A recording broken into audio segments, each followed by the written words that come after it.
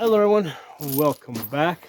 So I mounted this primary arms 1 to 10 by 28 second focal plane scope on this Veper 308. Okay, so this is an AK 308. Okay, so this scope over here was on my 223 Wild, and I recently got the first focal plane version of this. Okay, same, almost the same reticle, but a first focal plane version.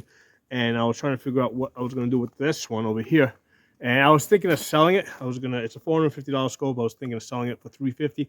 And I said, wait a second, let's try it out on this Veper and see how I like it. Now, aside from just testing out the scope on this gun, I was also interested in finding out if an AR-10 with a 16-inch barrel makes any sense. Okay, because I've got this Palmetto AR-10 here with a 20-inch barrel, right? And I've done lots of videos on this. I'll put some links to the playlist in the comments. And it's got this 5 to 25 scope from Primary Arms. And this is great. I've had this out to 1,000 yards. I've got 9 out of 10 shots for 22 inches. So that's like a 2.2 MOA at 1,000 yards. Okay, so this is great, but it's heavy. I mean, this is a freaking heavy gun. With the scope on here, it's like 13 pounds.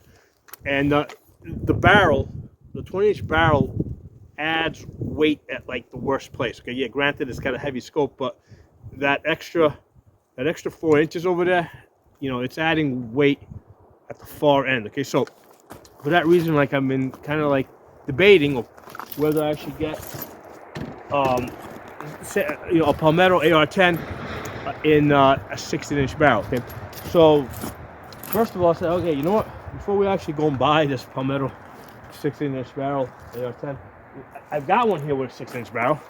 Let's see how I like this. Okay, so you know, with this in 1 power, yeah, man, we got a 308 here. This is a nice light gun. Okay, this is nice. Put it on my left side here. Yeah.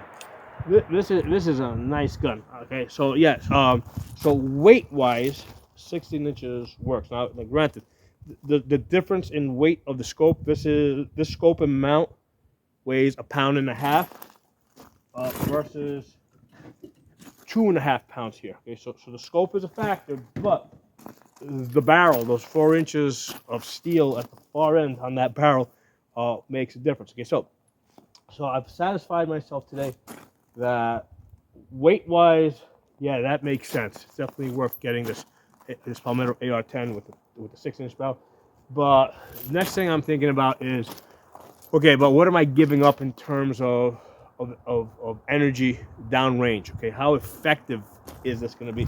So I've actually been compiling the data, and I just had to kind of put it together in a manner that was kind of useful, right? So I tested out 2 different ammunition by running them through a chronograph. Okay, so I ran Freedom munitions through the 20-inch AR-10, and then I ran Freedom munitions through the 16-inch Veper 308. Okay, so same ammunition going through a 20-inch barrel here and a 16-inch barrel there. 147 grain bullets. Okay, I'm not going to start rattling off these numbers. You guys, if you're interested, you can read the numbers: feet per second. Right, that's 20 inches at that velocity, 16 inches at that velocity. 147 grain bullets. Muzzle energy. Okay, up here is a calculated number for the 20-inch. Muzzle energy here for the 16-inch. Okay, now this is at 500 yards. Okay, 500 yards. There's my muzzle energy. Now this, again, is a calculated number, 996 foot-pounds versus 903 foot-pounds in a 6-inch barrel. Okay, so I'm giving up about at 500 yards. I'm giving up about 100 foot-pounds of energy, which is basically the difference of a 22 long rifle. Okay, that's what I'm giving up at 500 yards by going to the 16-inch barrel. And I said, okay, well, how about at 1,000 yards? What's happening at 1,000 yards? So same thing. There's a calculated number. My energy on a 20-inch barrel at 1,000 yards, 344 foot-pounds versus the 16-inch barrel, energy of 330 foot-pounds. So we're talking of a difference here of 14 foot-pounds of energy. That's nothing. That's like the difference between like a Glock 17 and the Glock 19. Okay, because 300, if you're shooting target loads out of a Glock 17, right? You're going to get about 350 foot-pounds of energy. Okay, if you shoot that in the Glock 19, you might drop down to 330. We're talking about a tiny difference. That's not going to make a difference on the person being hit. Okay, now out to 500 yards, we can, we still got like upwards of 900 foot-pounds of energy here. So at 500 yards, I would consider this like anti-material, more as an anti-vehicle, like not anti-armored vehicle, but just anti-vehicle out to 500 yards. And then at 1,000 yards, we're down to like 330 to 340 foot-pounds. So now we're in like 9mm pistol territory. So we are like, that's 100% soft fleshy things. Okay, so I also tried American Sniper, different ammunition, runs a little bit slower. So same deal, I got the 20-inch barrel here, 16-inch barrel there. They're the two velocities, okay, with my calculated energy at the muzzle, okay, and here, right, 20-inch, 16-inch, okay, and then at 500 yards, we've got 912 versus 774. So it opened up again. Basically we're what, like 125, 130 foot-pounds of energy. That's pretty much the difference out of a long rifle, out of a maybe like a longer barrel. Okay, so that's the difference at 500 yards. In a 20-inch barrel versus a 16-inch barrel with this American Sniper 149 grain. There's 149, right? That was 147. Your difference at 500 yards is the energy of a 22 long rifle. Okay, and then at 1,000 yards, at 20-inch barrel, 334 foot-pounds of energy with the 20-inch, right, versus the 16-inch barrel, 306. Okay, so we're talking like a difference of what, like, basically 30 foot-pounds, 334 to 306. I think maybe we just went from like a Glock 19 to a Glock 43. Okay, so that's the difference with the American Sniper at 1,000 yards. If you go from a 20-inch to a 16-inch barrel, and I think that when you think of it in terms, I think this actually makes a lot more sense when you look at these numbers here out at distance. Now one of the things that I think is important to consider is at what point the bullets go subsonic. Okay, because when bullets go subsonic, they very quickly start destabilizing. Maybe not immediately, but they start destabilizing after that.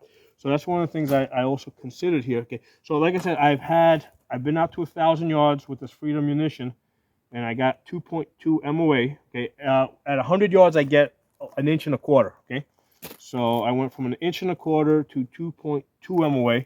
Okay,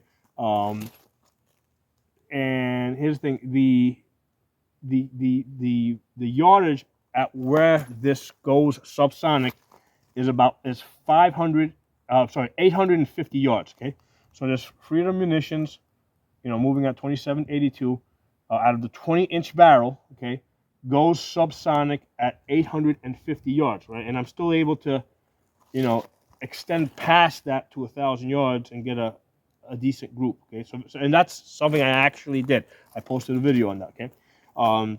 So now with the 16-inch, okay, at what point does it go subsonic? So the 16-inch with this 147 grain Freedom munitions moving at 2675 feet per second, that goes subsonic at 800 yards. Okay, so in the 16-inch barrel, I'm going to go subsonic with the Freedom munitions 50 yards sooner. Okay, 850 versus 800 yards. Okay, so that's probably something that you kind of want to.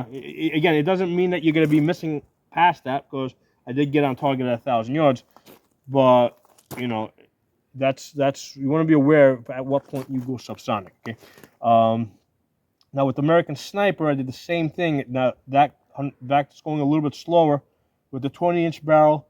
334 to I went subsonic at 800 yards, okay? And then with the 16-inch barrel, I went subsonic at 700 yards, okay? So that's what I'm losing with when I go from 20-inch to 16-inch. So at the moment, it would make sense for me to, stay with the Freedom munitions, which is going a little bit faster, versus the slower bullets, okay? So, looking at this analysis here, right? I don't think I'm losing that much by going. I don't think I'm losing anything that matters when I go from 16 inches. I'm sorry, when I go from 20 inches to 16 inches, okay? Especially when you look at the energy. Okay, we're talking about a really small. We're talking about like, 15 foot-pounds of energy at 1,000 yards that's being lost, and then with the that's with the Freedom munitions, and with the American Sniper, we're losing about 30 foot-pounds of energy at 1,000 yards. Okay, and again, both of these are like in the 300s. They're all these with both of these ammunitions, we're above 300 foot-pounds of energy. So they're both like at the very least, you're getting the power of a Glock 43 still at 1,000 yards, which is going to work fine on soft, fleshy things. Okay. So yeah. So two things I was interested in testing: mounting the scope up, see how this feels, and yeah, this is a lot easier to swing around and move. Okay. Versus this. This is freaking, especially as I start coming down here. Yeah, all that weight out there. Okay. So yeah, that's big difference in weight. Very little loss, I think, in terms of power, of reach. Right, because we're only losing about 50 yards. We're going to hit that subsonic, no matter what. It seems no matter what ammunition we're using, we're going to go subsonic 50 yards sooner. Okay. Now, let's take a minute and talk about this Veper and my shooting experience with this. And I've had this. Here's the thing: I've had this now for at least 8 years. I probably have less than 200 rounds on it, and a lot of those rounds are me training other people actually shooting it. Okay, so I've It's not a gun I have shot too much. I usually just zero it in, fire a couple of rounds. Okay, let's do some distance shooting. And the scope I had on this was a Bushnell with just a plain duplex. When I was shooting this, when I was first shooting this some 8 years ago, I mean the groups seemed like they were like 4 inches wide. Okay, and then what I did is I was shooting Tula, right? And after I got this Palmetto AR-10, I got some better ammunition, and I was able to get down to about 2.5 MOA. Where I was kind of hitting it consistently, somewhat consistent, not completely consistent, somewhat consistent. Okay. So let's take a look at some shooting that I did today, because I put that scope on there and I zeroed it in. Okay, and they're not the most consistent groups, and we'll talk about why. Okay, so I mean, if you look at these the 3 boxes here where I was trying to get a zero, we got like 3.5 inches. Okay, then I got 1, 2, 3 shots here, which are at like 1.5 inches, 3 shots, and then I've got 1, 2, 3 there that are at 2 inches. Okay, so I'm averaging. I'm getting in there about 2 inches. Well, let's say this. I shot this again. This time I said, okay, instead of doing 3 shots groups, because I seem to have found where my zero was. I zeroed it for 50 yards and I took it out to 100. So I'm a little high at 100. And then this time I did this is a 6-shot group. Okay, so 6 shots here. Total group is at 4 inches. Okay, now this one over here, I don't know why they freaked that one out there. That might have been the ammunition. But if we look at a lot of time, in most of the videos that I do groups, I usually look at the best 4 out of 5. So 4 out of 5 were about 3 inches. Okay, so that's not terrible. But then if you look over here, I got like this I got 3 shots here that are like 1 inch. So now I've always had difficulty shooting this rifle. Okay. So I've always had some difficulty shooting this rifle. So number one, first of all, the trigger on this it's not. There's a lot of creep on it. You know, let's put it this way: if you're used to shooting like Schmidt triggers, right, the two-stage Schmidt triggers, you know, there's like going to this. It's like there's there's a big. You have to adapt to it. You have to get used to shooting this type of a trigger. Okay, so yeah, most of my guns have nice triggers. So going to this, that's the first hurdle I gotta get over. Okay, the trigger doesn't work the way I'm used to triggers working. Okay? Next issue, and this is probably the bigger issue, is the way this scope is mounted, right, on this side rail over here. It is freaking high. Okay, so basically I have to get my jaw on the gun. Okay, so when this is in 1 power, not a problem. I can get up, get my jaw on the gun, and I can get on target, even lefty. Okay, not a problem in 1 power, because now there's a 34 millimeter tube. Because again, with 34 millimeters, the eye box is a little bit more forgiving. The problem becomes when I go up to like 10 power. Okay, when I'm up on 10 power, you know, finding that eye box, getting the eye in the right position is really hard. And the reason is because I'm not putting my face where I normally put my face, right? You know, this spot over here, I'm putting like my jaw on the gun. So I really don't have a good anchoring point. So what I ended up doing is I actually took this sweater over here and had it over the gun to try and get my face up a little bit higher, okay? So I do plan to take this gun out to like 1,000-yard range. And what I'm going to probably do is like put a sock over the top here and just kind of like zip tie it down. I don't want to make any permanent changes to this gun. I'm going to put a sock on here, zip tie it down, and that'll raise the comb of the stock up a little bit so I can get in a better position, okay? Now, let's talk about the accuracy. So here's again, we saw some of these groups are anywhere from like 1 inch all the way out to 4 inches. Issues that I'm having, yeah, the trigger is very different. My position on the stock is the position of my face on the stock is very different. With this type of a stock, I'm not able to get a good, like a typical sniper hold where I can get underneath it. Okay, it just doesn't work. You know, which I can't squeeze the bag. Normally, the way you do it is like you get like 2 fingers on the bag, 2 fingers on the stock, right? 2 fingers on the bag, 2 fingers on the stock. And you can drive the gun from the back. With this type of a stock, it just doesn't work. What I ended up doing is putting my hand in front of the magazine and pulling that back. That was the only way I could. That's the only way I can really get this to work. Okay, so that's and when the gun would recoil, again, because I didn't have good control of the bag, I mean the back would move a little bit. Okay, so that's also another consistency problem. Okay. Now, mechanically with the gun, let's take a look at the way on the typical AR, right? Right, the barrel is attached. The barrel is connected to the upper receiver, right? And then your mount goes directly on the upper receiver. Okay, so on the AK, what we got going on here is, okay, so you got your receiver here, right? And then there's a piece that basically gets riveted onto the receiver, okay? And then the mount attaches to that, and then the scope of the mount goes onto that. So there's 2 extra pieces between your scope and your gun, okay? You got the piece that attaches to the receiver, and we got the mount attaches too. So you got the mount, and then you got the piece that attaches to the receiver. So there's 2 extra pieces on there. And the way this sits, right? Because with this, I can take this, and I can push down on this. It's not going to move. In fact, a lot of times the way I'll carry this gun, I'll just grab it from here, man.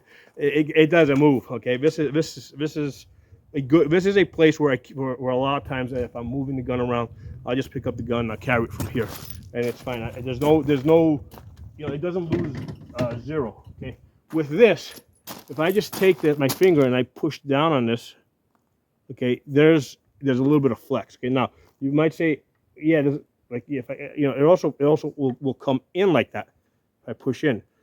Now you might say a lot of people say get a better mount, but I don't know if it's the mount.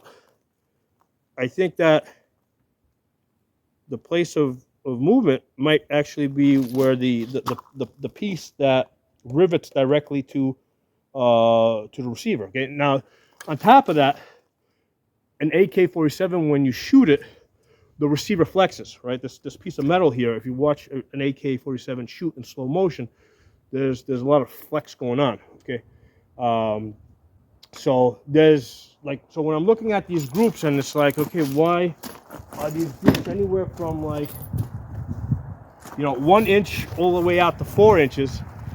There's a lot of pieces in there that are like, there's a lot of variables, and I don't know which is the variable that is the problem. Okay, is it me? There's a good chance it might be me because I'm not used to the trigger.